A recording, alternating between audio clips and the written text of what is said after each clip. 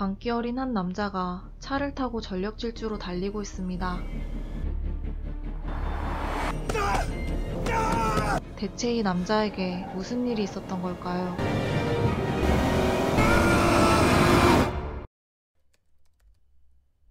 주인공 마티우는 자신의 책이 출판되기를 간절히 바라는 작가 지망생입니다.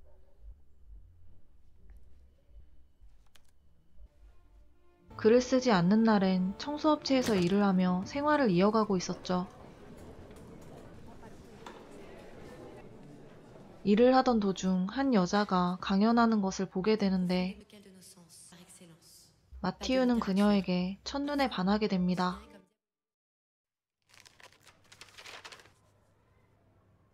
출판사로부터 출판 거절을 받은 마티우. 반복되는 거절에 그는 점점 지쳐갔습니다. 어느 날 노인이 죽은 집을 청소하게 되는데 죽은 노인이 가족이 없다는 이야기를 듣게 됩니다. 방을 청소하던 마티우는 노인이 쓴 알제리 전쟁 일기장을 발견합니다.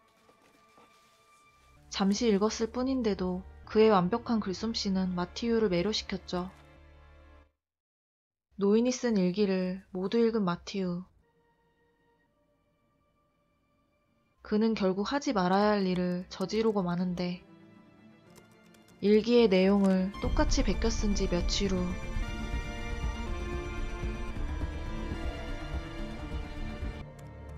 검은 모래라는 제목으로 출판사에 원고를 보냅니다. 마티우와 계약을 원하는 출판사가 연락이 오게 되는데 그는 급하게 날짜를 연기하고 철저한 준비를 시작합니다. 바로 검은 모래를 자신의 것으로 만들기 위해서 말이죠. 그가 쓴 전쟁과 관련된 자료를 수집하고 유명 작가들의 인터뷰까지 똑같이 따라 연습합니다. 그렇게 책의 모든 것을 암기해버린 마티우.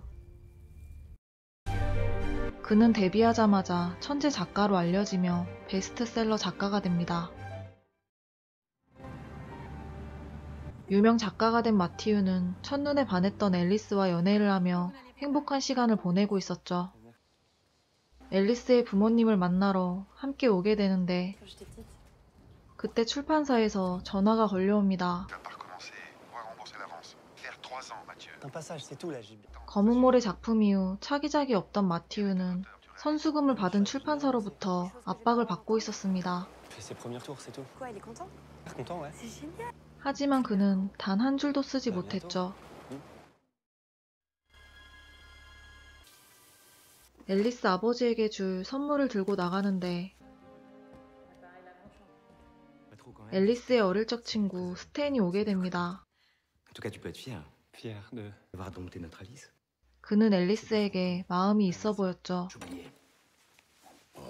그가 준비한 선물에 비해 자신의 것이 초라하게 느껴진 마티우.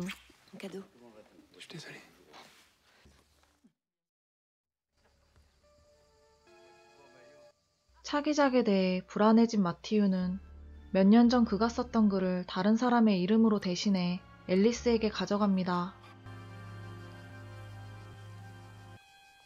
좀 더 자연스럽게 보여주기 위해 그녀의 물건을 가져오고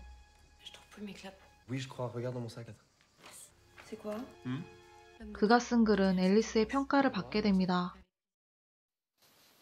스탠은 알제리에 가본 적 없는 마티우가 완벽한 글을 써낸 것이 의아했습니다.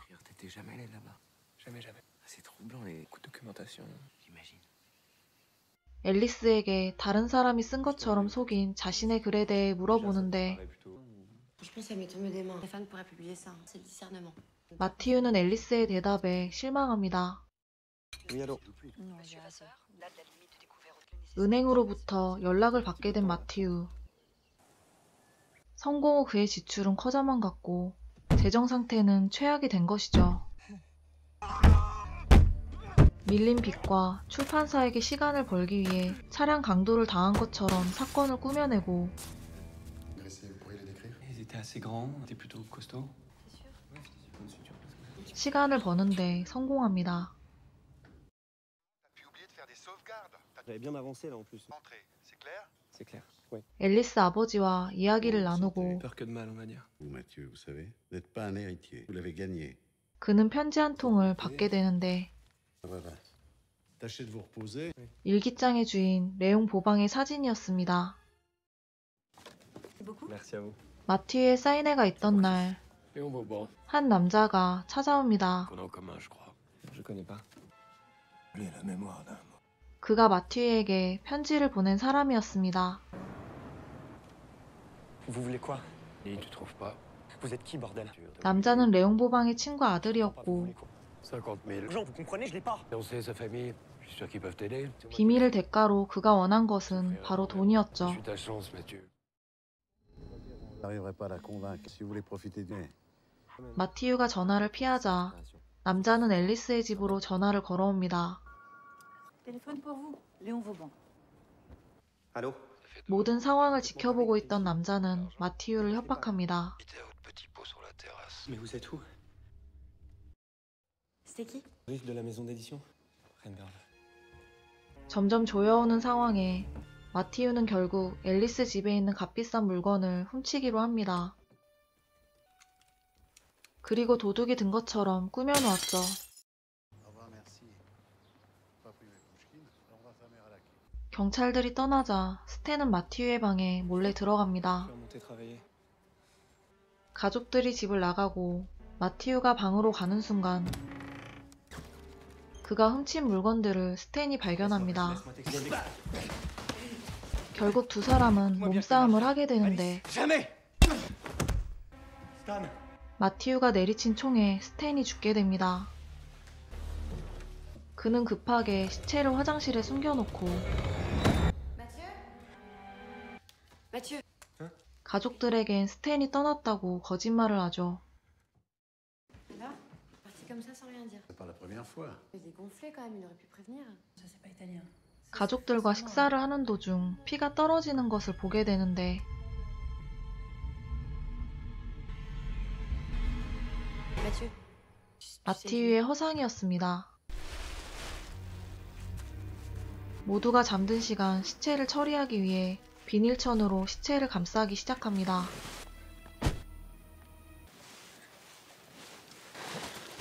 힘겹게 시체를 끌고 바다에 도착한 그는 보트를 타고 어두운 바다로 향합니다.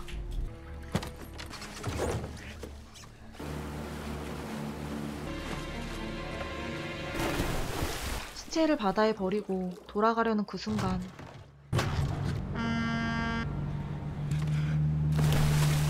배 한 척이 다가오고 놀란 마티유는 바다를 헤엄쳐 도망가기 시작하죠.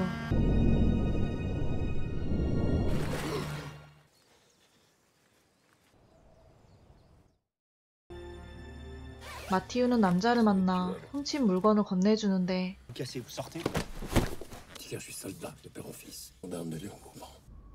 그는 이것이 끝이 아님을 예감합니다. T'as fait quoi cette nuit? Je vais pas dormir, j'ai... Toute la nuit. 최근 이상했던 마티유의 행동에 앨리스는 바람을 피고 있다고 의심했고 Alice, ouvre la porte. 둘은 말다툼을 하게 됩니다. Tu veux savoir la vérité? Alice, t'es trompée sur moi, Alice. Ce que j'écris, c'est de la merde. Juste peur de te perdre, en fait. 그리고 마티유는 처음으로 앨리스에게 자신의 진심을 이야기하죠. 다시 글을 쓰기 시작한 마티유. 그는 자신의 상황을 빗대어 소설을 써내려갑니다.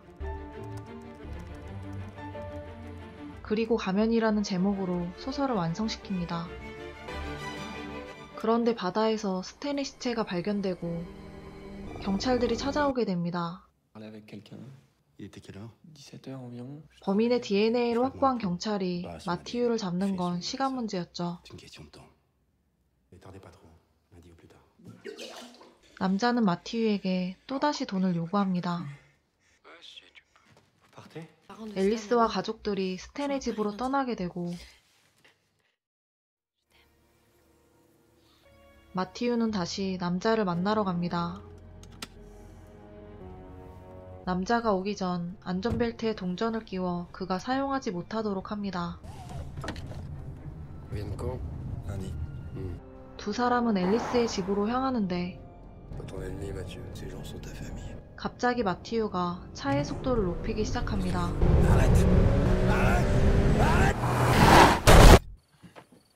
마티유는 죽은 남자를 자신이 죽은 것처럼 위장하고 차를 불태웁니다. 자신의 사망 뉴스를 지켜보는 마티유. 그렇게 2년 후 마티유는 숨어 지내며 힘든 하루하루를 보내고 있었죠. 그러다 한 서점을 지나가게 되는데 그가 원했던 모든 것이 눈앞에 있었지만 쓸쓸하게 자리를 떠나는 마티유를 보여주며 영화는 끝이 납니다. 거짓으로 이룬 것을 지키기 위해 자신을 죽이는 완벽한 거짓말을 선택한 주인공 마티유. 영화는 욕망으로 인한 거짓말이 한 사람을 어떻게 변하게 하는지를 잘 보여주고 있습니다. 마티유를 연기한 피에르 니네이의 연기력과 영화의 연출 음악까지 굉장히 잘 어울렸던 작품이었습니다. 끝까지 긴장감을 놓칠 수 없던 영화. 지금까지 영화 완벽한 거짓말이었습니다.